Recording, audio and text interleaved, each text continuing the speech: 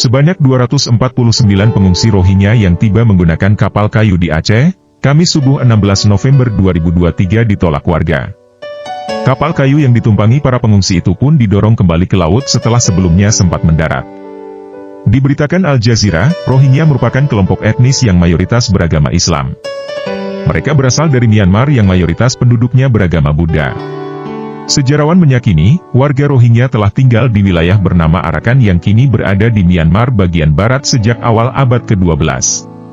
Namun, saat Myanmar masih menjadi wilayah India di bawah penjajahan Inggris pada tahun 1824-1948, terjadi migrasi pekerja dari India dan Bangladesh. Orang Rohingya yang beragama Islam dianggap sebagai orang Bengali dari Bangladesh yang penduduknya mayoritas Islam. Ketika Myanmar merdeka, pemerintah menganggap migrasi di masa penjajahan sebagai tindakan ilegal dan menolak kewarganegaraan orang Rohingya.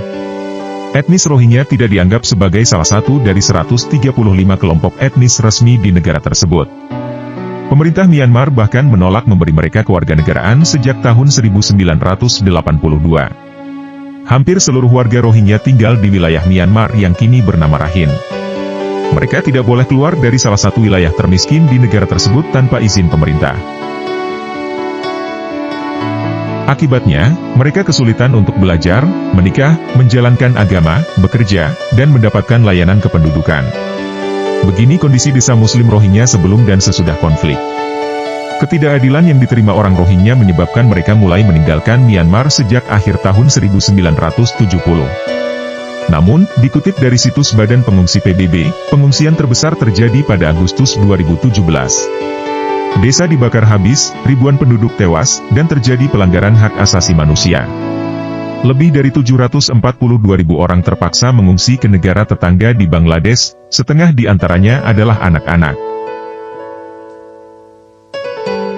Hingga Agustus 2023, diperkirakan lebih dari 1,8 juta pengungsi Rohingya telah melarikan diri dari Myanmar.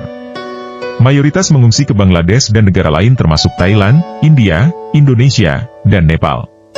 Meski begitu, Lembaga Hak Asasi Manusia memperkirakan 600.000 orang Rohingya masih tinggal di Rakhine Myanmar, dan terus mendapatkan kekerasan dan tidak diberi haknya. Para pengungsi Myanmar meninggalkan negaranya dengan menaiki kapal kayu yang penuh orang dan tidak layak berlayar. Sayangnya, dilansir dari National Public Radio, banyak negara menolak kapal-kapal Rohingya berlabuh di wilayah mereka.